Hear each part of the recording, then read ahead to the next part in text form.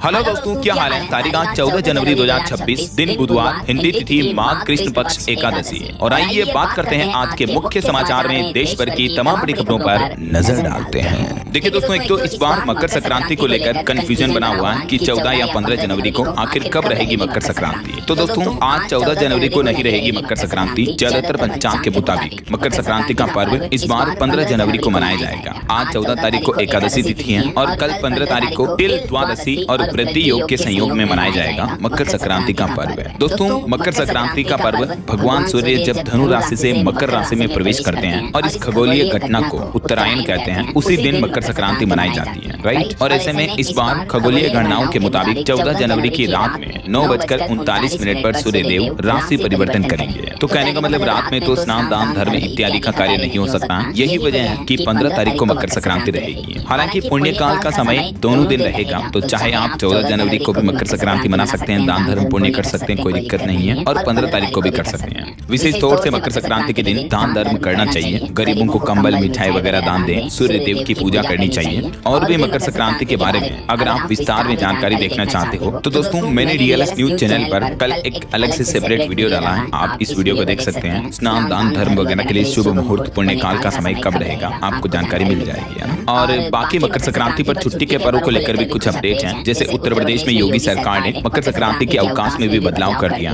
पहले 14 जनवरी को छुट्टी घोषित की थी, लेकिन अब इसे 15 जनवरी के लिए छुट्टी अनाउंस कर दी गई है और ये आदेश पूरे यूपी में लागू होगा। ये देख सकते हैं यूपी गवर्नमेंट द्वारा जारी ऑर्डर भी। और वहीं खबर है, गुजरात अहमदाबाद में पतंगबाजी के लिए भी छतों का किराया 1.5 लाख रुपए तक तय किया गया, क्योंकि मकर संक्रांति के पर्व पर खेल वगैरह का विशेष महत्व होता है और खास करके पतंग उड़ाने का, राइट। तो पतंगबाजी को लेकर भी देख सकते हैं आप, छतों का किराया काफी ज्यादा बढ़ चुका है। और जो लोग बच्चे खास करके पतंग उड़ाते हैं तो चाइनीज मांझे का बिल्कुल भी इस्तेमाल ना करें, क्योंकि एक बड़ी खबर ये आ रही है कि चाइनीज मांझे से अगर किसी की मौत हो गई तो अब गैर इरादतन हत्या का केस लगेगा। और इतना ही नहीं, इस गतिविधि में अगर बच्चे पाए जाते हैं तो भी उनके माता पिता जिम्मेदार होंगे। मध्य प्रदेश हाईकोर्ट की तरफ से बड़ा फैसला सुनाया गया और कहा कि चाइनीज मांझे पर बैन होने के बावजूद भी आए दिन आपको पता होगा चाइनीज मांझे से लोगों की गर्दनें कट जाती हैं, उनकी जान चली जाती है। इस तरह की घटनाएं होना बेहद दुर्भाग्यपूर्ण है। तो इन्हीं पर रोक लगाने के लिए एमपी हाईकोर्ट ने कड़ी कार्रवाई की है और चाइनीज मांझे से हो रही मौतों पर हाईकोर्ट ने सख्त रुख अपनाते हुए ये आदेश सुनाया कि अब इस तरह की घटनाओं को गैर इरादतन हत्या के रूप में केस दर्ज किया जाएगा। इसलिए सावधान रहें आप भी और अपने बच्चों को भी समझाएं कि पतंग उड़ाते समय हमेशा जो सामान्य कच्चे धागे का मांझा आता है उसी का इस्तेमाल करें। चलिए दोस्तों, अगला अपडेट देखिए। देश की राष्ट्रपति द्रौपदी मुर्मू आज 14 जनवरी से लेकर 16 जनवरी तक पंजाब जालंधर का दौरा करेगी और इस दरमियान राष्ट्रपति की सुरक्षा के लिए पूरे शहर में कई तरह की सख्त पाबंदियां भी लागू रहेंगी। और अगली बड़ी खबर आ रही, अमेरिकी राष्ट्रपति डोनाल्ड ट्रंप बोले कि टैरिफ के खिलाफ अगर फैसला आया तो तबाही मचेगी, फिर कोई भी देश हालात संभाल नहीं पाएगा। क्योंकि दोस्तों, अमेरिका के द्वारा लगाए जाने वाले टैरिफ पर आज अमेरिकी सुप्रीम कोर्ट की तरफ से एक बड़ा फैसला सुनाया जाएगा। और इससे पहले ट्रंप का एक बयान सामने आ रहा, उन्होंने कहा कि टैरिफ पर फैसला आने के बाद हालात पूरी तरह से बिगड़ सकते हैं। वहीं डोनाल्ड ट्रंप ने अभी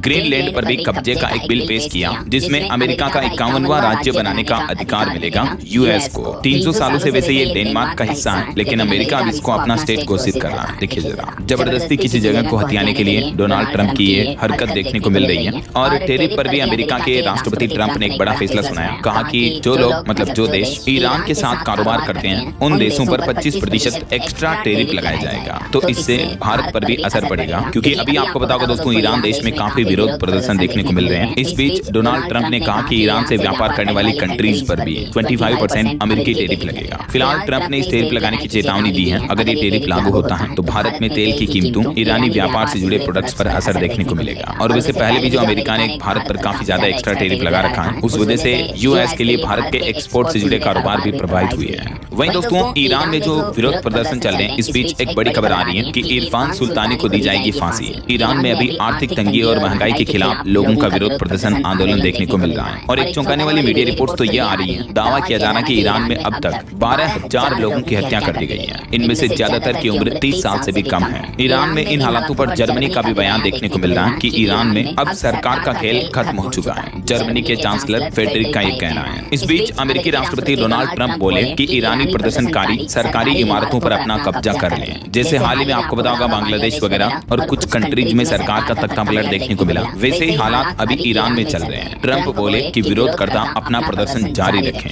मदद रास्ते में है, हमला करने वालों के भी नाम नोट हो रहे हैं। हैं। अमेरिकी राष्ट्रपति डोनाल्ड ट्रंप ईरानी सरकार के खिलाफ विरोधकर्ताओं को खुलकर सपोर्ट कर रहे हैं और एक चौंकाने वाली मीडिया रिपोर्ट्स आ रही हैं। दावा किया जा रहा है कि ईरान में 12,000 लोगों की अब तक हत्या कर दी गई पिछले 17 दिनों में। एक ब्रिटिश वेबसाइट ईरान इंटरनेशनल की तरफ से यह दावा किया गया। यहाँ तक कि खुद ईरानी गवर्नमेंट के सोर्सेज की भी अगर माने दोस्तों, तो भी ईरान में हालात काफी भयावह चल रहे हैं। ईरानी सरकार और ईरान की आर्मी लोगों पर खुलेआम कत्लेआम कर रही है। विरोध प्रदर्शन में 2000 मौतों की पुष्टि तो खुद ईरानी गवर्नमेंट ने की है। इन हालातों पर यूएन का भी कहना है कि ये हालात भयभीत हैं और स्तब्ध हैं। ईरान में कत्लेआम का इकरारनामा अब खुद सरकार ने बताया और कहा कि प्रदर्शन में अब तक 2000 लोगों की मौत हो चुकी है। वहाँ की गवर्नमेंट ने खुद इस बात की पुष्टि की है। अब हालातों का अंदाजा आप खुद ही लगा सकते हैं। और अगली बड़ी खबर देखिए दोस्तों, ईरान संकट का असर भारतीय बासमती चावल के निर्यात यानी एक्सपोर्ट पर भी देखने को मिला। ईरान में चल रहे संकट के बीच एक्सपोर्ट कम हुआ तो घरेलू कीमतों में तेजी से गिरावट देखने को मिली है। और वहीं इस बीच अमेरिकी सरकार ने भी एक बड़ा फैसला लिया। अमेरिका ने अपने नागरिकों से तुरंत ईरान देश को छोड़ने का आदेश दिया। देखिए मतलब अमेरिका अपने नागरिकों को तो वापस बुला रहा है, लेकिन ईरानी हिंसा को और बढ़ावा दे रहा है। ट्रंप खुद कह रहे हैं कि ईरान में विरोधकर्ता प्रदर्शनकारी अपना प्रदर्शन जारी रखें। जरा देखिए आप। अच्छा, वैसे ईरान की बात हो ही रही है तो आपको एक चौंकाने वाली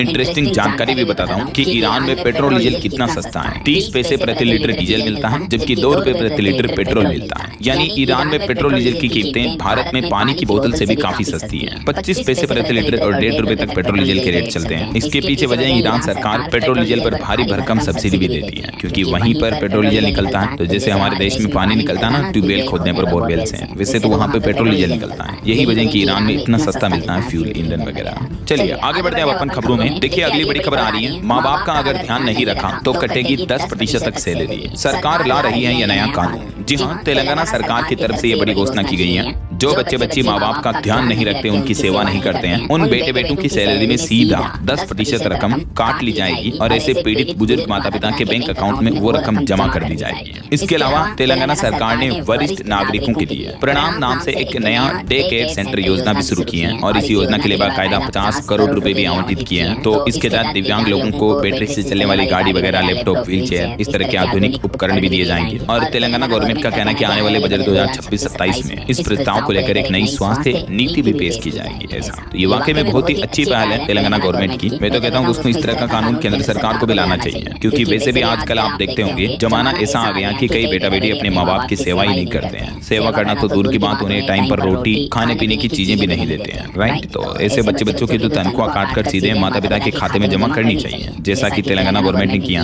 आपकी क्या राय और विचार है इस पर कमेंट करके बताइएगा जरूर। और फिलहाल देखिए अगली बड़ी खबर, क्विक कॉमर्स कंपनियों पर सरकार की सख्ती का असर दिखा। अब 10 मिनट डिलीवरी की डेडलाइन खत्म हुई है। जी हाँ, गिग वर्कर्स के प्रेशर को कम करने के लिए भारत सरकार ने ब्लिंकिट, जेप्टो और स्विगी जैसी क्विक कॉमर्स कंपनियों को 10 मिनट 10 मिनट डिलीवरी का दावा और समय सीमा हटाने का जो निर्देश दिया था, तो उसका असर दिखने लगा है। देखिए ब्लिंकिट कंपनी ने तो 10 मिनट में डिलीवरी का दावा अपनी प्लेटफॉर्म से, वेबसाइट, मोबाइल ऐप से हटा भी दिया। गिग वर्कर्स की हड़ताल और सरकार के दखल के बाद ये फैसला लिया गया और रिपोर्ट्स आ रही कि जल्द ही जेप्टो और स्विगी भी अपनी टाइम लिमिट हटा देंगे। चलिए अगली बड़ी खबर देखिए, साइबर फ्रॉड खास करके डिजिटल अरेस्ट जैसे मामलों पर सुप्रीम कोर्ट ने एक बड़ा फैसला सुनाया। पहले देखिए एक रिपोर्ट आ रही है कि बीते साल 2025-25 में हजारों करोड़ रुपए की ठगी की गई। हर राज्य का नागरिक निशाने पर है। सबसे ज्यादा साइबर फ्रॉड का नुकसान महाराष्ट्र राज्य में हुआ है और इसमें डिजिटल अरेस्ट स्कैम की हिस्सेदारी करीब 8% तक मानी जा रही है। पूरे भारत की बात करें तो कुल साइबर फ्रॉड का नुकसान लगभग 19,800 करोड़ का हुआ है बीते एक साल में। जरा सोचिए आप, अलग अलग तरीके के साइबर फ्रॉड में। यही वजह है कि डिजिटल अरेस्ट के मामलों को लेकर तो केंद्र सरकार ने एक हाई लेवल कमेटी भी बनाई है, जिसमें कई केंद्रीय मंत्रालय, सीबीआई और एनआईए के अधिकारी भी शामिल होंगे, जो कि डिजिटल अरेस्ट मामलों के स्कैम के पहलुओं की जांच करेंगे। बीते दिन सुप्रीम कोर्ट में भी इस मुद्दे को लेकर सुनवाई हुई और सुप्रीम कोर्ट ने भी केंद्र सरकार को कहा कि एक तो डिजिटल अरेस्ट के पीड़ितों को मुआवजा मिलना चाहिए, केंद्र सरकार ऐसी व्यवस्था करे, और दूसरा कि केंद्र सरकार डिजिटल अरेस्ट के मामलों पर रोक लगाने के लिए कुछ नई सख्त गाइडलाइन बनाए। ऐसा वैसे डिजिटल अरेस्ट क्या होता है इसके बारे में जानकारी भी आप देख सकते हैं। लोगों को डरा धमका कर डिजिटली तरीके से अरेस्ट किया जाता है उन्हीं के घर पर, और फिर उनसे पैसे मांगे जाते हैं किसी बात की धमकी देकर। तो ऐसे मामलों से आप भी सतर्क रहें, सावधान रहें। आज दिन मैं आपको इस तरह की घटनाएं बताता रहता हूँ ताकि आप अलर्ट रह सके, है ना। और वैसे सुप्रीम कोर्ट की बात हो ही रही है दोस्तों, तो चलिए कुछ और देश के सर्वोच्च न्यायालय के फैसले देखते हैं। देखिए एक तो प्राइवेट नौकरी करने वालों को लेकर सुप्रीम कोर्ट ने एक बड़ा फैसला सुनाया और कहा कि कॉन्ट्रैक्ट पर काम करने वाले कर्मचारियों को सरकारी कर्मचारियों के बराबर हक नहीं मिल सकता है। सुप्रीम कोर्ट की जजों की पीठ ने कहा कि किसी भी राज्य प्राधिकार के तहत नौकरी एक सार्वजनिक संपत्ति है और देश के हर नागरिक को इसके लिए आवेदन करने का भी हक है, लेकिन लेकिन सुप्रीम कोर्ट का कहना है कि किसी एजेंसी या ठेकेदार के जरिए नौकरी देना उसकी मर्जी पर छोड़ दिया जाता है, जिससे कानून में दो श्रेणी पूरी तरह से अलग हो जाती है। यानी ठेकेदार के अंदर काम करने वाले कर्मचारियों को गवर्नमेंट एम्प्लॉयज की तरह नहीं माना जा सकता है। ऐसा आंध्र प्रदेश राज्य का एक मामला था और इसी पर सुनवाई करते हुए सुप्रीम कोर्ट ने यह फैसला सुनाया, राइट। और वहीं देखिए बड़ी खबर दोस्तों, भ्रष्टाचार कानून पर भी सुप्रीम कोर्ट के जज अलग अलग राय पर बैठे हैं। जस्टिस नाग रत्ना का तो ये कहना है कि धारा 17A तो असंवैधानिक है।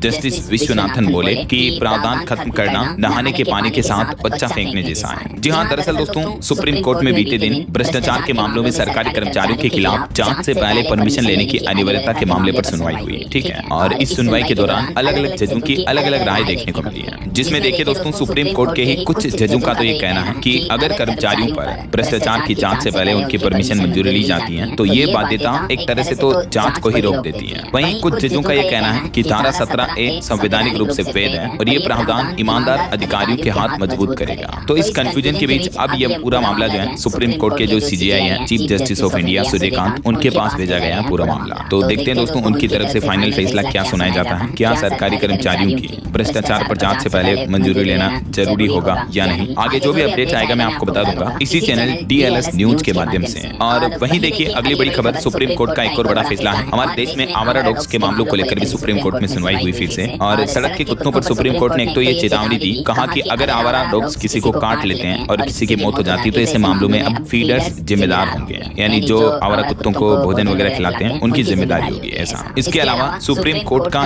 ये भी कहना है दोस्तों कि कुत्ते के काटने पर भारी मुआवजा भी तय होगा। जो आवारा कुत्तों को लेकर चिंतित हैं वे अपने घर लेकर जाएं, उन्हें ऐसे ही नहीं छोड़ सकते हैं। अदालत ने कहा कि बच्चों या बुजुर्गों किसी को भी कुत्ता काटने, चोट लगने या ऐसे केस में मौत होने के हर मामले में हम राज्य सरकारों से भारी मुआवजा दिलाएंगे, क्योंकि उन्होंने यानी राज्य सरकारों ने भी पिछले 5 सालों में इन नियमों को लागू करने के लिए कुछ नहीं किया है। इसके अलावा सुप्रीम कोर्ट का यह भी कहना कि जो लोग आवारा कुत्तों को खाना खिलाते हैं उनकी भी जिम्मेदारी तय होगी कि अगर आपको जानवरों से इतना ही प्यार है तो उन्हें अपने घर क्यों नहीं लेकर जाते हैं। फिर ये कुत्ते सड़कों पर क्यों घूमते हैं और लोगों को काटते हैं, डराते हैं, तो हम उन्हें ऐसे ही नहीं छोड़ सकते हैं। तो ये सुप्रीम कोर्ट की टिप्पणी काफी अहम है वाकई में। वैसे अभी तक जो सुप्रीम कोर्ट में आवारा डॉग्स को लेकर पूरा मामला चला है इसकी पूरी टाइमलाइन भी आप देख सकते हैं। बाकी देखते हैं अगली सुनवाई पर सुप्रीम कोर्ट की तरफ से फाइनल फैसला क्या आता है। जो भी अपडेट आएगा मैं आपको बता दूंगा इसी चैनल DLS न्यूज पर। अच्छा तभी तो दोस्तों मैं आपको रोजाना कहता रहता हूँ कि अगर आप DLS न्यूज चैनल से अभी तक भी जुड़े नहीं हो तो जुड़ जाइए, चैनल को सब्सक्राइब करके बेल आइकन जरूर दबा दीजिएगा और इस वीडियो पर एक लाइक और शेयर भी कर देना ताकि आपको रोजाना की ताजा खबरें, महत्वपूर्ण मुख्य समाचार, काम के न्यूज अपडेट सबसे पहले आपके मोबाइल पर मिलते रहेंगे, ठीक है। और बाकी आपका दिल करे मन करे तो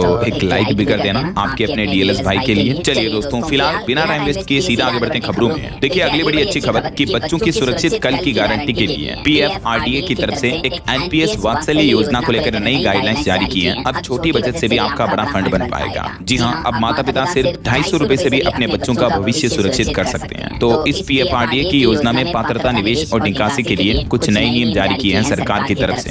एक तो NPS योजना में गारंटेड रिटर्न की तैयारी कर रहा PFRDA। इसको लेकर एक्सपर्ट कमेटी भी बनाई गई है। मिनिमम एश्योर्ड रिटर्न स्कीम का ड्राफ्ट तैयार होगा। रिस्क नहीं लेने वाले सब्सक्राइबर्स को भी फायदा मिलेगा। कुल मिलाकर दोस्तों NPS यानी नेशनल पेंशन सिस्टम के तहत PFRDA की तरफ से नई गाइडलाइंस के साथ ही एक नई स्कीम लाने की भी तैयारी की जा रही है और इसके लिए बाकायदा एक इंटरनल कमेटी, एक्सपर्ट कमेटी का भी गठन किया है। अब सरकार का प्लान है एक तो मार्केट लिंक रिटर्न से अलग होगी ये स्कीम, जानकारी आप देख सकते हैं। इसके अलावा गारंटी के बदले भले ही थोड़ा कम हो सकता है रिटर्न, लेकिन एश्योर्ड रिटर्न मिलेगा आपको, यानी आपके पैसों का, इन्वेस्टमेंट का अच्छा रिटर्न मिल पाएगा। वहीं केंद्र सरकार NPS योजना का दायरा भी बढ़ाने की कोशिश कर रही है, तो इस संबंध में भी जारी गाइडलाइंस आप देख सकते हैं स्क्रीन पर। चलिए अगली बड़ी खबर देखिए, सरकारी कर्मचारियों के DA यानी महंगाई भत्ते को लेकर इन राज्यों ने किया बड़ा फैसला। कर्मचारियों के लिए बड़ी खुशखबरी है। देखिए किन किन राज्य सरकारों की तरफ से फैसला लिया गया है। एक तो तेलंगाना सरकार ने हाल ही में सरकारी कर्मचारियों के मूल वेतन में 30% के लगभग बढ़ोतरी की है महंगाई भत्ते में, जिसकी जानकारी भी आप देख सकते हैं। इसके अलावा छत्तीसगढ़ सरकार ने भी एक बड़ा फैसला लिया है। छत्तीसगढ़ के मुख्यमंत्री विष्णुदेव साय सरकार ने महंगाई भत्ते में 3% की बढ़ोतरी की घोषणा की है और इसके बाद अब केंद्र सरकार के समान ही 58% DA यानी महंगाई भत्ता मिलेगा। और आंध्र प्रदेश सरकार ने भी एक बड़ा फैसला लिया है जिसके तहत सरकारी कर्मचारियों और पेंशन भोगियों को लगभग 5.5 लाख से भी ज्यादा कर्मचारियों को राहत मिलेगी, क्योंकि उनके 2653 करोड़ रुपए के बिलों का निपटान कर दिया है। तो ये कुछ स्टेट गवर्नमेंट की तरफ से बड़े फैसले लिए गए। और चलिए अगली बड़ी खबर देखिए, महाराष्ट्र में जिला परिषद और पंचायत समिति चुनाव का ऐलान हो चुका है। 5 फरवरी को वोटिंग होगी, 7 तारीख को नतीजे आएंगे। चुनाव आयोग इलेक्शन कमीशन की तरफ से ये फैसला लिया गया। वहीं खबर आ रही दोस्तों, भारत ने संभाली इस बार ब्रिक्स 2026 सम्मेलन की कमान। खुद विदेश मंत्री डॉक्टर एस जयशंकर की तरफ से इसका आधिकारिक लोगो और वेबसाइट भी लॉन्च किया गया। और एक रिपोर्ट सामने आ रही है कि दुनिया में सबसे ज्यादा बार बजट पेश करने वाली महिला बनने जा रही है हमारे देश की वित्त मंत्री निर्मला सीतारमण, जो कि 9वीं बार बजट पेश करेगी और इसके साथ ही उनके नाम ये नया रिकॉर्ड भी बनने जा रहा है। वैसे इस बार 1 फरवरी को रविवार है, संडे है, तो इतिहास बदलने जा रहा। पहली बार हमारे देश में रविवार को भी बजट पेश होगा, है ना। चलिए टेक न्यूज से बड़ी खबर देखिए। एआई की रेस में हारा एप्पल, मिलाया गूगल कंपनी के साथ हाथ और अब एप्पल के एआई सिस्टम में गूगल जेमिनाई वर्क करेगा। यानी एप्पल का जो सीरी है उसके लिए गूगल जेमिनाई को चुना गया है। गूगल की जो पेरेंट कंपनी है अल्फाबेट, उसके साथ एप्पल कंपनी ने एक पार्टनरशिप की है, साझेदारी की है। एप्पल और गूगल ने हाथ मिलाया तो सबसे ज्यादा दुख हुआ उस शख्स को, ओपन एआई के सीईओ सैम ऑल्टमैन को, क्योंकि उनकी कंपनी को एप्पल ने नहीं चुना बल्कि गूगल जेमिनाई को चुना है, क्योंकि एप्पल ने अपने एआई इंटेलिजेंस के लिए गूगल जेमिनाई के साथ पार्टनरशिप कर ली है। वैसे इलोन मस्क ने इस डील को गलत बताया है, तो टेक जगत में ये अब तक की सबसे बड़ी डील देखने को मिली है। वैसे बीते 1 साल में गूगल की कंपनी अल्फाबेट का शेयर 73% तक चढ़ा है और इस डील के बाद और भी ज्यादा ग्रोथ देखने को मिल सकती है। वहीं दोस्तों एआई सेक्टर पर एक चौंकाने वाली रिपोर्ट सामने आ रही है कि भारत में भी एआई जॉब्स का बूम देखने को मिलेगा। इस साल 2026 में 3,80,000 भर्तियों का अनुमान है। देखिए बीते दिन राहुल गांधी भी तमिलनाडु पहुंचे और यहाँ छात्रों को संबोधित करते हुए राहुल गांधी ने कहा कि आईटी के लिए एआई एक बड़ा खतरा है। चीन से मुकाबले के लिए भारत में भी विनिर्माण जरूरी है। वैसे राहुल गांधी ने एक बहुत ही अच्छी बात कही। वो बोले कि शिक्षा बहुत महंगी नहीं होनी चाहिए और इसका निजीकरण नहीं होना चाहिए। और वहीं देखिए दोस्तों अब तो सरकारें भी एआई को बढ़ावा देने लगी हैं। उत्तर प्रदेश में आंगनबाड़ी सहायिका की भर्ती निकली है। पहली बार एआई तकनीक से ये भर्ती होने जा रही। अलीगढ़ में 907 पदों पर 4,000 आवेदन आए और इस भर्ती को आर्टिफिशियल इंटेलिजेंस के माध्यम से कंडक्ट कराया जाएगा। वैसे पूरे उत्तर प्रदेश में भी योगी सरकार बच्चों विद्यार्थियों को एआई से शिक्षित करने के लिए प्लान बनाए हैं। एआई इकोसिस्टम को मजबूत बनाने पर यूपी सरकार फोकस कर रही है। 65 हाईटेक लैब्स भी स्थापित की जाएगी पूरे उत्तर प्रदेश में, जिससे कि बच्चों को आर्टिफिशियल इंटेलिजेंस सीखने का सिस्टम मिलेगा, मौका मिलेगा, राइट। और इसके लिए यूपी सरकार ने इन कंपनीज के साथ एक समझौता पार्टनरशिप भी की है। तभी तो मैं आपको कई बार बता चुका दोस्तों, डीएलएस न्यूज चैनल पर भी मैंने इस बार नए साल 2026 में आपके लिए एक स्पेशल एआई लर्निंग प्रोग्राम बनाया है। अगर आप भी एआई के अलग अलग टूल सीखना चाहते हो कि किस तरह से हम एआई से इमेज जनरेट कर सकते हैं, एआई से आप कैसे वीडियो बना सकते हैं और भी एआई का इस्तेमाल आप अपनी डे टू डे लाइफ में कैसे कर सकते हैं, तो इसके रिगार्डिंग अगर आप डिटेल वीडियो देखना चाहते हो तो डीएलएस न्यूज चैनल पर मैंने एक अलग से कोर्स बनाया है। इसको लेकर लिंक मैं आपको डिस्क्रिप्शन और पिन कमेंट में डाल दूंगा, तो जरूर इसे देखिएगा, चेकआउट कीजिएगा। ढेर सारे अलग अलग एआई टूल्स प्रोग्राम आपको सीखने का मौका मिलेगा, ठीक है ना। इसके अलावा यूट्यूबर भी अगर आप बनना चाहते हो तो यूट्यूब का भी कंप्लीट रोड में एक अलग से कोर्स में मैंने आपको बताया, तो लिंक मैं आपको डिस्क्रिप्शन में डाल दिया जा रहा हूँ, चेक कर लीजिएगा। और फिलहाल देखिए अगली बड़ी खबर, राष्ट्रमंडल देशों के स्पीकर सम्मेलन में पाकिस्तान और बांग्लादेश को बुलावा नहीं मिला, जबकि कल 15 जनवरी को प्रधानमंत्री नरेंद्र मोदी इसका उद्घाटन करेंगे। राजधानी दिल्ली में ये राष्ट्रमंडल देशों का सम्मेलन होने जा रहा है हमारे देश में। 3 दिवसीय आयोजन होगा ये टोटल,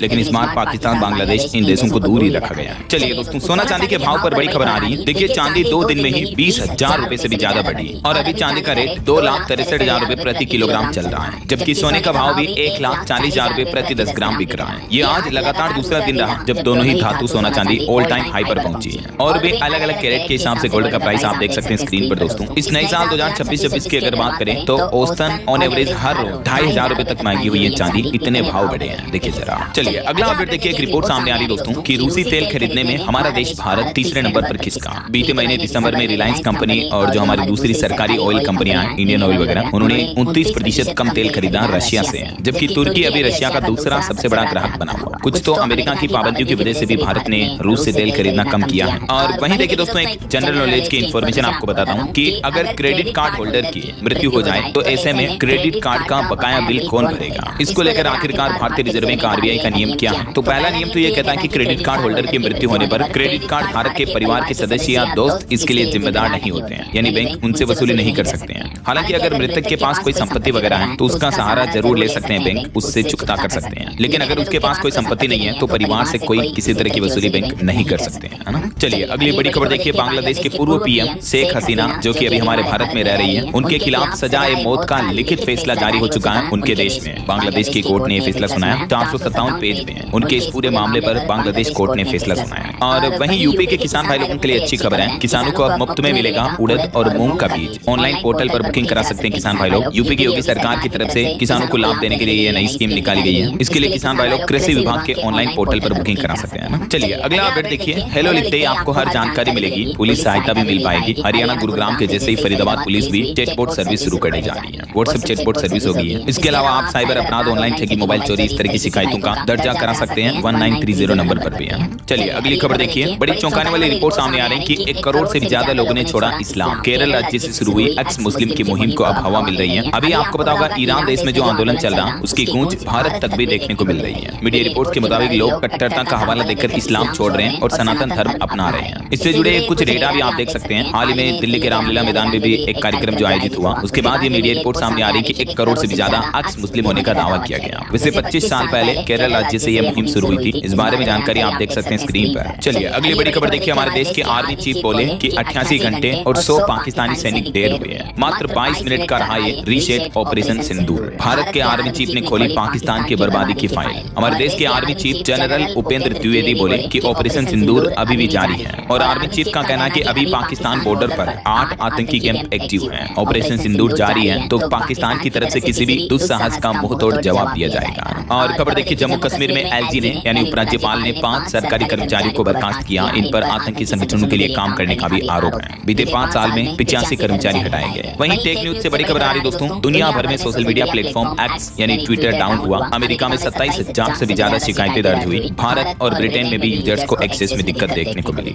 हालांकि अभी वापस ठीक ठाक चल रही है। और बड़ी खबर देखिए, दिल्ली मेरठ एक्सप्रेसवे पर किसानों ने अर्धनग्न प्रदर्शन किया। 18 गांव के लोगों ने दी चुनाव के बहिष्कार की चेतावनी भी है। दिल्ली मेरठ एक्सप्रेसवे पर किसानों का धरना ये 24वें दिन भी जारी रहा। भारतीय किसान यूनियन के बैनर तले किसानों का विरोध प्रदर्शन और नारेबाजी देखने को मिली। और रेलवे से अपडेट आ रहा कि हाई स्पीड ट्रेन पर रेलवे ने बड़ा फैसला लिया। अब छोटे स्टेशनों पर रन थ्रू ट्रेनों के लिए भी अनिवार्य होगी सुरक्षा घोषणा। यानी अब तेज रफ्तार से बिना रुके गुजरने वाली ट्रेनों के लिए भी स्टेशनों पर, खास करके जो छोटे रेलवे स्टेशन है, उन पर पूर्व रिकॉर्डेड सुरक्षा घोषणाएं की जाएगी यात्रियों के लिए। बहरहाल अभी तो अपन कुछ और महत्वपूर्ण और काम की खबरें देखेंगे दोस्तों, लेकिन फिलहाल वक्त तो चला है आज के ताजा मौसम समाचार जानने का। तो देखिए देश के कुछ राज्यों के मौसम के हालात। राजस्थान में तापमान कुछ जिलों में -1 डिग्री तक चल रहा। पहाड़ी राज्य उत्तराखंड में झरना भी जम गया। उत्तर प्रदेश में भी 2 लोगों की मौत हुई। हरियाणा में तापमान 0.6 डिग्री तक चल रहा है। पंजाब, चंडीगढ़ वगैरह में भी 17 जनवरी तक स्कूल बंद है। देश भर में मौसम की कुछ अलग अलग तस्वीरें और मौसम के हालात देखिए। मध्य प्रदेश में मकर संक्रांति के बाद एक और नया चक्रवात सिस्टम एक्टिव होगा, जिसके चलते मावठा गिरने के आसार है, यानी बारिश हो सकती है। अभी भी सर्द हवा से ठिठुरा हुआ एमपी का ग्वालियर, चंबल वगैरह। उत्तर प्रदेश की बात करें तो सीजन का सबसे ठंडा दिन रहा बीते दिन। यूपी में कुछ जिलों में पारा 2 डिग्री तक पहुंच चुका है। बिजनौर में कोहरे में एक बस भी पलट गई, जिसमें 38 यात्री घायल हो गए।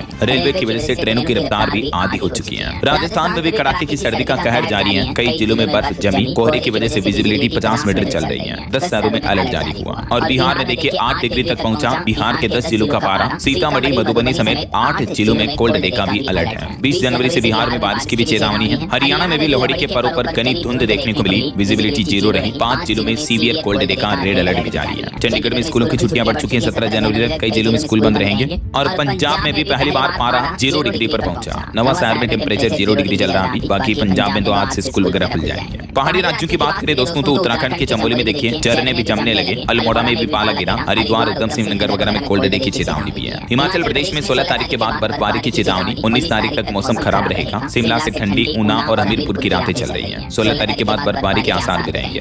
बाकी और भी अगले 24 घंटों के दौरान अगले 2 दिन मौसम का हाल क्या रहेगा देख सकते हैं आप। 14 और 15 जनवरी को देश के पहाड़ी राज्यों में भारी बर्फबारी वगैरह देखने को मिल सकती है। बाकी मध्य भारत और उत्तर भारत के अधिकतर राज्यों में कोहरे और शीतलहर की चेतावनी है। ओके, और चलिए दोस्तों मौसम के बाद आगे बढ़ते खबरों में। मार्केट अपडेट से बड़ी खबर देखिए। बीते दिन भारतीय शेयर बाजार में सेंसेक्स में 250 अंकों की गिरावट देखने को मिली। 83,628 पर बंद हुआ। निफ्टी भी 58 अंक की गिरावट में रहा। चलिए अगली बड़ी खबर देखिए। राजधानी दिल्ली के सरकारी अस्पतालों में जांच सुविधाओं में देरी पर हाईकोर्ट ने सख्त फैसला लिया। राज्य सरकार से स्थिति की रिपोर्ट भी मांगी है। वहीं एक रिपोर्ट सामने आ रही कि भारत का इलेक्ट्रॉनिक्स निर्यात 4 लाख करोड़ रुपए के पार पहुंच चुका है। आईफोन और सेमीकंडक्टर की वजह से निर्यात को सबसे ज्यादा बढ़ोतरी देखने को मिली है। पिछले साल 2025 का डेटा है और इस साल 2026 में भी अच्छा खासा इलेक्ट्रॉनिक्स एक्सपोर्ट देखने को मिलेगा। चलिए दोस्तों अगला अपडेट देखिए। तमिलनाडु राज्य में सबसे ज्यादा IVF क्लिनिक है। एक्सपर्ट बोले कि महिलाओं की हाई एजुकेशन, रोजगार और शहरी लाइफस्टाइल इसके पीछे एक बड़ा कारण है। गुजरात राज्य दूसरे नंबर पर है और पहले नंबर पर हमारे देश में तमिलनाडु राज्य है, जहां IVF सेंटर सबसे ज्यादा है। ये डेटा भी आप देख सकते हैं अलग अलग स्टेट का। और वहीं खबर देखिए, महाकुंभ वाली हर्षा रिछारिया धर्म की राह छोड़ेगी। बोले कि लड़की के चरित्र पर सवाल उठाना आसान है। मैं सीता नहीं हूँ जो अग्नि परीक्षा दूं। महाकुंभ से चर्चा में आई, आपको पता होगा ये। लेकिन अब इनका कहना कि ये धर्म की राह छोड़ेगी ऐसा। और बड़ी खबर देखिए, पश्चिम बंगाल में 2 नर्सों में निपाह वायरस के लक्षण मिले। दोनों की हालत काफी गंभीर बताई जा रही है। ये प्राइवेट हॉस्पिटल में काम करती हैं और अभी केंद्र सरकार का कहना कि एक्सपर्ट की टीम भी भेजी गई है जो निपाह वायरस पर जांच पड़ताल टेस्ट करेगी। और एक बड़ी चौंकाने वाली रिपोर्ट सामने आ रही देखिए आप। इस तरह का झांसा देखकर लोगों को नशे की डोज बेची जा रही है कि एक बार नाक से कीजिए, आपकी इस तरह की पावर बढ़ जाएगी। बिहार में देसी वियाग्रा बताकर स्मैक बेच रहे हैं तस्कर, खास करके स्टूडेंट युवाओं को टारगेट किया जा रहा। दैनिक भास्कर की इन्वेस्टिगेशन टीम ने ये स्टिंग ऑपरेशन आयोजित किया और पता चला कि 500 डोज कैमरे पर डील रन हुई है। देखिए जरा, बिहार में नीतीश सरकार के नए कार्यकाल में किस तरह से सूखा नशा तस्करी खुलेआम अंजाम दी जा रही है। चलिए अगली खबर देखिए दोस्तों। हिमाचल प्रदेश के मंत्री ने उत्तर प्रदेश बिहार के अफसरों को चेतावनी दी। विक्रमादित्य बोले कि शासक बनने की गलती न करें। डिप्टी सीएम ने कहा था डंडा उठाने का वक्त आ गया है। और बच्चों के कफ सिरप पर एक चौंकाने वाली रिपोर्ट सामने आ रही कि अल्मोंड सिरप में जहरीला केमिकल मिला। इसी खांसी के सिरप की वजह से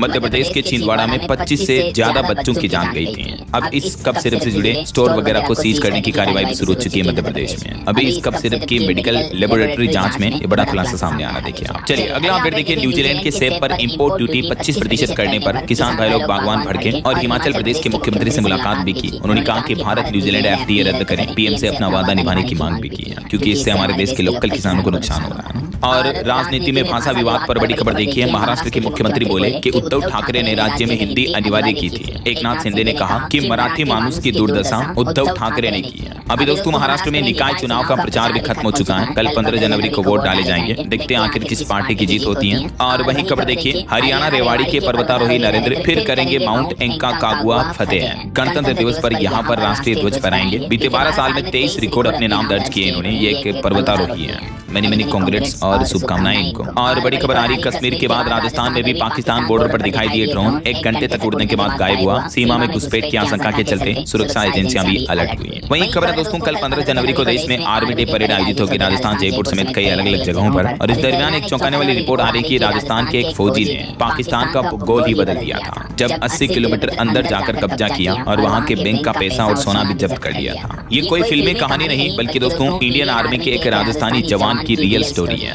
राजस्थान के जयपुर के पूर्व राज परिवार के सदस्य लेफ्टिनेंट कर्नल भवानी सिंह की है, जिन्होंने 1971 के युद्ध में पाकिस्तान को 2 मोर्चों पर हराकर उसका भूगोल ही बदल दिया था। और अगली बड़ी खबर देखिए, लंदन में एक बड़ी घटना देखने को मिली। 14 साल की सिख लड़की के साथ गैंगरेप कराया गया जानबूझकर। पाकिस्तानी ग्रूमिंग गैंग ने फ्लैट में लड़की को बंद कर दिया। उसके बाद 200 सिखों ने घेरा डालकर छुड़ाया। वहीं खबर है दोस्तों, उत्तर प्रदेश प्रयागराज माघ मेले में भी भयंकर आग लग गई। कल्पवासी भागे। फायर कर्मी और संतों ने 1.5 घंटे तक मशक्कत करके आग बुझाई। आग इतनी भयंकर थी कि इसकी लपटें 5 किलोमीटर दूर से भी दिखाई दी। अंदाजा आप लगा सकते हैं। बताया जा रहा है कि इसमें तकरीबन 15 टेंट और 20 से ज्यादा दुकानें जलकर राख हो गई। हालांकि गनीमत रही कि किसी तरह की जनहानि नहीं हुई है। चलिए खबर देखिए, जम्मू कश्मीर में भी LOC के पास दिखे कुछ संदिग्ध पाकिस्तानी ड्रोन। उसके बाद इंडियन आर्मी ने फायरिंग की तो पाकिस्तान की ओर भागे वापस। 3 दिन में दूसरा मामला देखने को मिला। और वहीं खबर आ रही दोस्तों, अभी एक दिन पहले जो भारतीय अंतरिक्ष एजेंसी इसरो का रॉकेट फेल हो गया था, लेकिन बावजूद उसके एक स्पेनिश सैटेलाइट उसमें एक्टिव पाया गया, जिससे स्पेस के जरिए सिग्नल मिल रहे हैं। कंपनी बोले कि किस रास्ते से ये ऑर्बिट में पहुंचा इसका पता लगाया जा रहा है। मतलब कहीं ना कहीं कोइंसिडेंटली इस मिशन के कुछ पार्ट सक्सेसफुल बताए जा रहे हैं। चलिए अगली बड़ी खबर देखिए, ऑस्ट्रेलिया ने भारतीय छात्रों के लिए वीजा नियम सख्त किए। भारत को हाई रिस्क कैटेगरी में भी डाला। तो जो हमारे भारतीय स्टूडेंट ऑस्ट्रेलिया में पढ़ते हैं, उन स्टूडेंट को ज्यादा दिक्कतें हो सकती हैं। और खबर है, भारत के विदेश मंत्री डॉक्टर एस जयशंकर ने अमेरिकी विदेश मंत्री मार्को से डिफेंस और एनर्जी समेत कई मुद्दों पर बातचीत की है। चलिए ऑटो इंडस्ट्री से खबर आ रही है। 2026 टाटा पंच का फेसलिफ्ट वर्जन लॉन्च हुआ। कीमत इसकी 5.5 लाख रुपए के लगभग है। नए टर्बो पेट्रोल इंजन और डिजाइन के साथ CNG ऑप्शन भी मिलेगा इसमें आपको। सेफ्टी के लिए 360 डिग्री कैमरा भी देखने को मिलेंगे। और वहीं खबर है दोस्तों, मुंबई पुणे एक्सप्रेसवे की तरह बिहार में भी बनेंगे हाईवे। मिनिमम 100 की स्पीड रहेगी, लेकिन आपको देना होगा ज्यादा पैसा। 5 एक्सप्रेसवे बनाने का प्लान तैयार हो रहा है। बिहार की नीतीश सरकार भी राज्य में हाईवे के बाद अब एक्सप्रेसवे का नया नेटवर्क तैयार कर रही है। चलिए कुछ पॉलिटिकल अपडेट देखिए। SIR के मुद्दे पर बीते दिन भी सुप्रीम कोर्ट में सुनवाई हुई और इस सुनवाई के दौरान चुनाव आयोग बोला कि ये सिर्फ नागरिकता वेरीफाई करने के लिए है, इससे देश से बाहर नहीं निकाला जाता है SIR को लेकर। इधर पश्चिम बंगाल में मुख्यमंत्री ममता बनर्जी के खिलाफ भी 17 अपराधों में CBI जांच की मांग की जा रही है। ED ने सुप्रीम कोर्ट में कहा कि हमसे ममता ने डॉक्यूमेंट छीन लिए, अधिकारियों को भी धमकाया। जहां चुनाव होने पश्चिम बंगाल में, वहां ED ने फाइलें खोली। और वैसे बंगाल से पहले भी 3 राज्यों में यही पैटर्न देखने को मिला है। महाराष्ट्र, दिल्ली, झारखंड के बाद अब तमिलनाडु, असम, केरल और पुडुचेरी में भी छापेमारी देखने को मिल रही ED की। और वहीं खबर है, CBI ने टीवी के प्रमुख साउथ सुपरस्टार विजय को 19 जनवरी को फिर से पूछताछ के लिए बुलाया। और खबर आ रही देखिए, कांग्रेस का कहना कि बीजेपी और चीन में कौन सा गुप्त समझौता हुआ है कि भाजपा मुख्यालय में चीन की कम्युनिस्ट पार्टी और बीजेपी नेताओं की मुलाकात पर अब कांग्रेस विपक्षी पार्टी ने सवाल भी उठाए हैं। इधर राहुल गांधी ने अभी तमिलनाडु का दौरा किया और यहाँ सिन्हा बोले कि लोगों की आवाज दबाई जा रही है, इससे लोकतंत्र को खतरा है। साउथ एक्टर विजय की फिल्म पर रोक लगाने की भी राहुल गांधी ने आलोचना की है। वहीं गुजरात हाईकोर्ट ने दिल्ली के पूर्व सीएम अरविंद केजरीवाल की भी एक याचिका को खारिज कर दिया। प्रधानमंत्री नरेंद्र मोदी की डिग्री से जुड़ा यह मामला था और संजय सिंह से अलग ट्रायल की मांग की थी। अरविंद केजरीवाल ने तो उनकी याचिकाओं को खारिज किया। वहीं देखिए, महाराष्ट्र में भी चुनाव आयोग ने निकाय चुनाव से पहले लाड़की बहन योजना की किस्त देने पर भी रोक लगाने का आदेश जारी कर दिया है, वरना अभी जनवरी में यह किस्त जारी होनी थी। और चलिए कुछ और इंटरनेशनल न्यूज अपडेट देखें दोस्तों। बड़ी दुख की बात है, बांग्लादेश में एक और हिंदू युवक की हत्या कर दी गई। 28 साल के एक ऑटो ड्राइवर को घर लौटते वक्त चाकू मारा गया। बीते 23 दिनों में बांग्लादेश में 7 हिंदुओं के मर्डर की घटनाएं देखने को मिली है। और एक रिपोर्ट आ रही कि अमेरिकी राष्ट्रपति डोनाल्ड ट्रंप के बाद आखिर अमेरिका की कमान कौन संभालेगा। पहले तो उपराष्ट्रपति वेंस का नाम आगे चल रहा था, लेकिन अभी वेनेजुएला पर हमले के बाद अमेरिका के विदेश मंत्री रूबियो का रुतबा बढ़ चुका है अमेरिका में। और एक रिपोर्ट आ रही कि वेनेजुएलाई राष्ट्रपति को आखिर अमेरिका कैसे उठा ले गया। तो बताया जा रहा है कि वेनेजुएला के मिसाइल लॉन्चर जो गोदामों में पड़े थे वो पड़े ही रह गए, क्योंकि वहां के सैनिक उन औजारों को चलाना भी नहीं जानते थे। और वेनेजुएला देश का रूसी एयर डिफेंस सिस्टम भी फेल हुआ जब अमेरिका ने वेनेजुएला पर हमला किया था उस वक्त। और ईरान में जो विरोध प्रदर्शन चल रहा है उस पर भी ट्रंप का कहना कि प्रदर्शनकारी अपना विरोध जारी रखें, हम जल्दी मदद पहुंचाएंगे। वहीं देखिए, इधर चाइना ने जम्मू कश्मीर की शख्सगाम घाटी को अपना बताया, कहा कि पाकिस्तान तक सड़क अपने इलाके में बना रहे हैं। तो ये कुछ अंतर्राष्ट्रीय माहौल चल रहा है। और चलिए आगे बढ़ते हैं अपन खबरों में। देखिए खबर दोस्तों, बिहार में अब तक का सबसे छोटा होगा बजट सत्र 2 फरवरी से शुरू होगा और 25 फरवरी तक चलेगा। और वहीं हरियाणा की एक घटना देखिए दोस्तों, मंदिर बनाने के नाम पर अपने ही दादा दादी को मार दिया एक नशेड़ी पोते ने, जो खुद को बाबा बताता है। हरियाणा के करनाल का यह मामला है। बताया जाता है कि 15 लाख का उधार चुकाने से बचने के लिए बाबा बन गया, बाल लंबे कर लिए और अब इसने इतना बड़ा अपराध किया कि खुद के ही दादा दादी को मार दिया। देखिए जरा कुछ और अपराध और क्राइम जगत से जुड़ी खबरें देखिए दोस्तों। उत्तर प्रदेश में एक पत्नी और प्रेमी ने मिलकर अपने ही पति का सिर काटकर कुएं में फेंक दिया, धड़ को ट्यूबवेल की कोठरी में छिपा दिया। देखिए क्या जमाना आ गया है। और एक बड़ी दुर्घटना हो गई मध्य प्रदेश में। देखिए माता पिता शॉपिंग में बिजी रहे और कार में 1.5 साल का एक बच्चा बंद हो गया। एमपी के छिंदवाड़ा का मामला है। कार ऑटो लॉक हो गई, लोगों ने कांच तोड़कर मासूम की जान बचाई। और एक मध्य प्रदेश के रतलाम में बड़ी सड़क दुर्घटना हो गई। टाइल से भरा ट्रक लोडिंग वाहन पर पलट गया, इसमें 3 लोगों की मौत हो गई। चलिए खेल समाचार पर खबर आ रही है। Bangladesh T20 world cup Bharat में न खेलने पर अड़ा, कहा कि हमारी खिलाड़ियों की सुरक्षा ही टॉप प्रायोरिटी है, जबकि आईसीसी ने कहा कि भारत में ही खेलना होगा। वहीं WPL पर खबर है, मुंबई ने गुजरात को लगातार 8वां मैच हराया, 193 का टारगेट 3 विकेट खोकर चेज किया। चलिए आगे बढ़ते हैं खबरों में। देखिए अगली बड़ी खबर, हरियाणा सरकार ने सख्त निर्देश दिया, राज्य में अब हरिजन व गिरिजन इन शब्दों का इस्तेमाल नहीं करेंगे विभाग। SC ST वाले हरिजन इन जातियों के लोगों के लिए सरकार ने कहा अनुसूचित जाति और जनजाति के लिए इस तरह के शब्दों का इस्तेमाल नहीं किया जाएगा, बल्कि सम्मान सूचक शब्द यूज किए जाएंगे ऐसा। और यूपी की योगी सरकार ने एक बड़ा फैसला लिया, डिप्लोमा फार्मेसी के लिए बदली पूरी प्रक्रिया। अब आवेदन कैसे होगा, इस बारे में ज्यादा जानकारी आप देख सकते हैं स्क्रीन पर। इस ऑनलाइन पोर्टल के माध्यम से आपको पंजीकरण कराना होगा। और वही खबर है, राजधानी दिल्ली में अब हर वार्ड में आपको बेहतर इलाज मिल पाएगा। दिल्ली में खुलेंगे 81 नए आयुष्मान आरोग्य मंदिर भी, दिल्ली सरकार की तरफ से बड़ा ऐलान किया गया। और खबर है दोस्तों, शब्बीर शाह की जमानत याचिका पर भी सुप्रीम कोर्ट में सुनवाई हुई। जवाब के लिए NIA को 2 सप्ताह का समय दिया सुप्रीम कोर्ट ने। वहीं हाल ही में जो जर्मन चांसलर भारत आए, इस दरमियान भारत और जर्मनी के बीच 4 बड़े ऐतिहासिक समझौते हुए हैं। डिफेंस और सेमीकंडक्टर पर भी बातचीत बनी। इसके अलावा रक्षा सहयोग पर भी दोनों देशों ने एक संयुक्त घोषणा पत्र जारी किया है। आयुर्वेद को बढ़ाने के लिए भी दोनों देशों ने हाथ मिलाया। और बड़ी खबर आ रही, भारत अफगानिस्तान ट्रेड पर भी पाकिस्तान की साजिश नाकाम हुई। सरकार ने एक बड़ा एक्शन लिया और इस बारे में PIB फैक्ट चेक ने भी एक क्लेरिफिकेशन जारी किया कि इस तरह के फेक क्लेम पाकिस्तान की तरफ से लगाए जा रहे हैं suspension of trade with Afghanistan के नाम से, लेकिन ये झूठी खबरें हैं, ध्यान न दें। और बड़ी अच्छी खबर देखिए, कैंसर से जंग अब आसान होगी। कोर्ट के इस फैसले से 70% तक सस्ती होगी जानलेवा बीमारी की दवा। दिल्ली हाईकोर्ट की तरफ से हाल ही में यह बड़ा फैसला सुनाया गया। वहीं खबर है, अब केरल राज्य होगा केरलम। बीजेपी ने किया नाम बदलने का समर्थन, PM मोदी से भी ये मांग की है। वहीं खबर है दोस्तों, ईरान मुद्दे को लेकर अमेरिका के व्हाइट हाउस में इमरजेंसी मीटिंग हुई और इजराइल ने भी UN एजेंसियों और अंतर्राष्ट्रीय संगठनों से भी अपने सारे रिश्ते तोड़ दिए। चलिए बड़ी खबर देखिए, पंजाब सरकार ने मिशन रोजगार आयोजित किया। पहले स्टार्टअप कॉन्क्लेव में 100 से ज्यादा कंपनियों ने हिस्सा लिया। और वहीं खबर आ रही, उत्तर प्रदेश में अब हाईटेक ड्रोन से सुलझेगी रेल हादसों की गुत्थी। घटना के बाद तैयार किए जाएंगे एरियल वीडियो भी। उत्तराखंड में बीते दिन बड़ा भूकंप देखने को मिला। बागेश्वर में 3.5 की तीव्रता का भूकंप आया। दहशत के मारे लोग घरों से बाहर निकल गए। हालांकि गनीमत रही कि किसी तरह की जान माल की हानि नहीं हुई। वहीं खबर है, यूपी में लोन दिलाने के नाम पर करोड़ों रुपए की ठगी करने वाला एक बड़ा साइबर गिरोह पकड़ा गया। कुछ अपराधियों को गिरफ्तार भी कर लिया इस मामले में, जो कि पंजाब, दिल्ली और महाराष्ट्र के लोगों को भी झांसे में फंसाते थे सरकारी योजनाओं के नाम पर, जैसे प्रधानमंत्री मुद्रा योजना, पर्सनल महिला समूह वगैरह इस तरह की योजनाओं के नाम पर। वहीं खबर है, बिहार के स्कूल में प्रभारी टीचरों को बड़ा झटका लगा। इन टीचर्स को बढ़ी हुई सैलरी या भत्ते वगैरह नहीं मिलेंगे। 26 पॉइंट में शिक्षा विभाग ने अपना स्टैंड क्लियर किया है। और खबर है दोस्तों, लुटियंस दिल्ली में भी लागू होगी स्मार्ट सिंचाई प्रणाली। 70% तक बचेगा पानी, वायु प्रदूषण भी कम होगा और किसानों को भी फायदा होगा इससे। ये दिल्ली सरकार का नया प्लान है। वहीं बॉलीवुड से खबर आ रही दोस्तों, बहरीनी रैपर फिलिप रांचे करेंगे इंडिया का टूर। FA9 LA सॉन्ग को लेकर चर्चा में आए थे, जो हाल ही में गाना आपने धुरंधर में सुना होगा। और वहीं खबर विवादों में गिरी यस स्टारर फिल्म टॉक्सिक पाई गई। टीजर को लेकर सेंसर बोर्ड में शिकायत भी की गई। इस फिल्म के कुछ अश्लील सीन को हटाने की भी मांग की जा रही है। और ईरान अमेरिका के मुद्दे पर अब देखिए, रशिया ने भी बड़ी चेतावनी दी, कहा कि नतीजे बड़े ही विनाशकारी होंगे। ईरान में प्रदर्शनकारियों को ट्रंप की मदद के दावे पर रूस ने अब ये कड़ी चेतावनी जारी की है, जबकि ट्रंप का कहना है कि प्रदर्शन जारी रखो, हम मदद पहुंचा रहे हैं और मदद रास्ते में आ रही है। देखिए जरा। चलिए अगला अपडेट आ रहा, अडानी ग्रुप करेगा गुजरात के कच्छ में 1.5 लाख करोड़ का निवेश, बनेगा दुनिया का सबसे बड़ा अक्षय ऊर्जा पार्क भी है। वहीं खबर आ रही कि डोनाल्ड ट्रंप की धमकियों के खिलाफ एकजुट हुए दुनिया भर के दिग्गज बैंकर्स, जेरोम पोवेल को मिला कई देशों का साथ भी है। ओके, और चलिए दोस्तों कुछ एजुकेशनल अपडेट्स देखिए। मध्य प्रदेश में 10वीं 12वीं के बोर्ड परीक्षा का टाइम टेबल बदल चुका है। ज्यादा जानकारी आप MP बोर्ड के ऑफिशियल पोर्टल पर चेक कर लीजिएगा। और वहीं खबरें यूपी, गाजियाबाद, मेरठ समेत पश्चिम उत्तर प्रदेश के 10 जिलों से अलग राज्य बनाने की मांग की जा रही है। सांसद अरुण गोविल ने भी इस पर अपना रिएक्शन दिया। वहीं खबर है मध्य प्रदेश में 1.25 लाख शिक्षकों को चतुर्थ क्रमोन्नत वेतनमान का लाभ मिलेगा। मेले में वाहन टैक्स पर भी 50% छूट मिलेगी। मध्य प्रदेश के मुख्यमंत्री डॉक्टर मोहन यादव की कैबिनेट बैठक हुई, जिसमें कई अहम प्रस्तावों पर मुहर लगी है। खास करके सरकारी कर्मचारियों, शिक्षकों वगैरह को ये बेनिफिट मिलेंगे।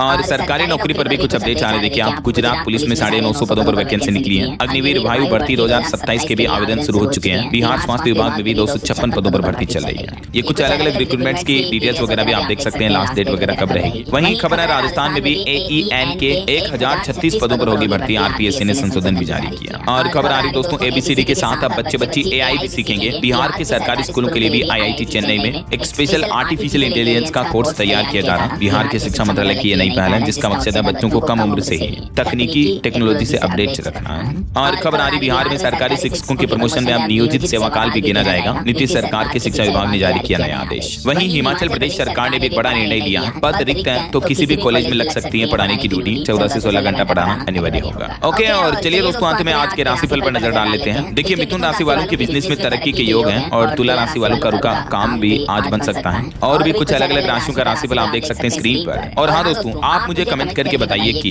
भारत के कोई 2 पड़ोसी देशों के नाम बताइए जिनकी सीमा सीधे भारत से लगती है। कमेंट करके आपको बताना है और सही जवाब देने वाले लोगों को रैंडमली सेलेक्ट होने पर DLS न्यूज टीम की तरफ से शानदार सरप्राइज गिफ्ट जीतने का मौका मिलेगा। और इसी के साथ ही अगर आपको वीडियो अच्छा लगा तो इसे लाइक करना, शेयर भी करना। DLS न्यूज चैनल को सब्सक्राइब करके बेल आइकन जरूर दबा देना, रोजाना ऐसी इंफॉर्मेटिव जानकारियां, महत्वपूर्ण समाचार देखते रहने के लिए। ओके, ख्याल रखिएगा अपने आपका, अपने परिवार का। मिलेंगे अगले नेक्स्ट अपडेट में, तब तक के लिए जय हिंद, जय भारत, वंदे मातरम।